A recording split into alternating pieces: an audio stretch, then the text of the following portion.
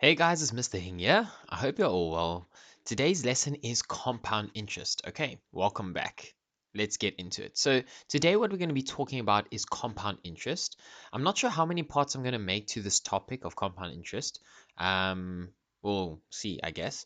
But I just want to try and make quite a few parts because I know that there are typical questions that they ask in exams and tests, and I really want to make sure that we can all get full marks, okay, when it comes to compound interest questions. So I'm going to be explaining the basics, and then that's what this video is for. And then I guess part two, part three, and so on will be basics as well, but just more examples so you can see how we apply different rules at times. Okay, so let's get started. So compound interest, guys, we're talking about sorry about that. We're talking about compound interest regarding PA, which means per annum. Okay, and that also means annually or yearly. Okay, so let's have a look at what our first example says. It says Vuyo takes out a loan of 20,000. That is, sorry, I don't know what's wrong with my drawing today. Sorry about that. Let's try that again. There we go. So he takes a loan of 20,000 Rand from Absa Bank. He must pay it back after 3 years. This is very important. Interest will be, this is very important, 10% per year. That means yearly, all right? And it is compound interest. Now it says determine the total Vuyo will pay back. So, guys, another thing to note is that this total word here is very important. It is not asking just for the interest added on top, but it's asking for what is the total amount that it will have to pay back. Okay, that's important. So basically, we're going to be adding all of the interest with the loaned amount, and that gives us the total. So let's have a look. Guys, what I like to do is I start with year one, right? Year one over here. And I say, okay, I'm going to take 10% of the 20,000 for year one. So we do that. We put this in the calculator. 10 over 100 times 20,000 gives you 2,000. That's the interest that's going to be charged for year one. So because it is compound interest, it needs to be added to the opening amount, this opening amount of year one. So we add it to that 20,000 and we get our final amount for year one. So that's 22,000.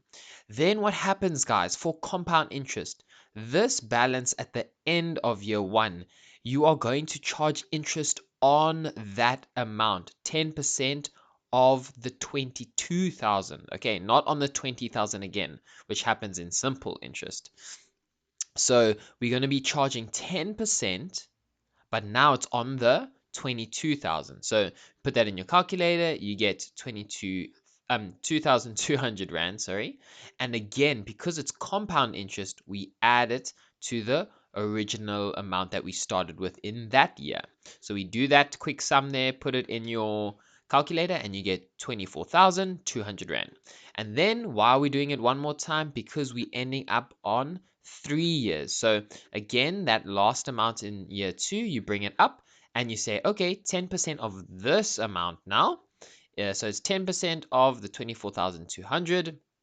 You get this amount in your calculator. That's the interest. And again, you add it. Okay, you add it. The addition signs there. So it's the 24,200 plus the 2,420 equals to 26,620.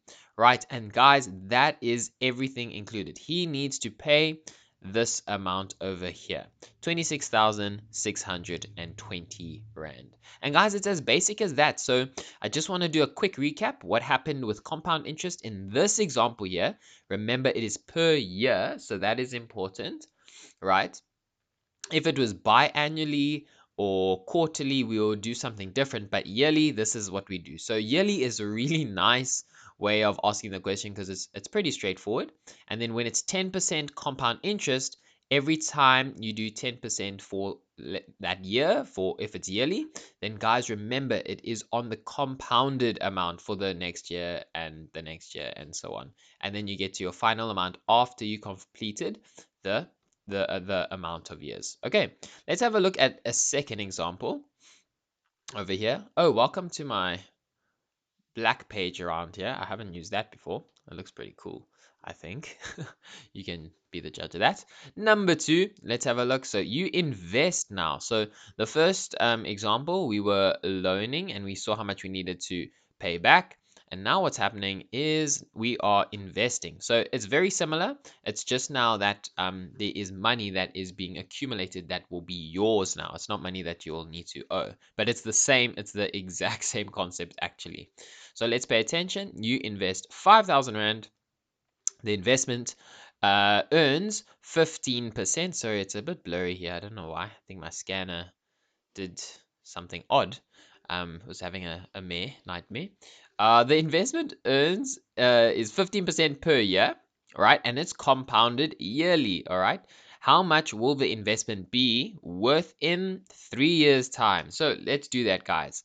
So again, I showed you at the beginning. What I like to do is I like to split up my interest that I earn every year into different years. Okay, so if you want in your paper, you can write year one, blah, blah, blah, write everything, and then start your second line and write year two and then carry on underneath. Okay, so let's have a look. So year one, it is 15% of the 5,000 Rand.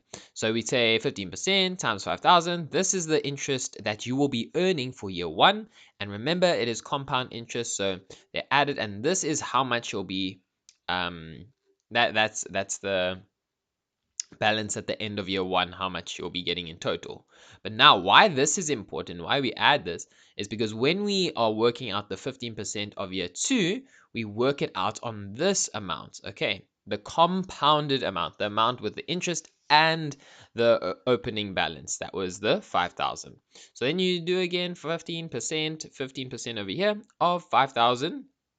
750, it's the same as this amount, and we get a new interest amount. Can you see how this 750 was year one? Can you see how our interest is increasing in year two because of compound interest? Whereas in simple interest, it is the same amount that is being um, the same interest that you'll accumulate. So then again, please remember this concept. It's compound interest, so we add the interest to the original balance of that year.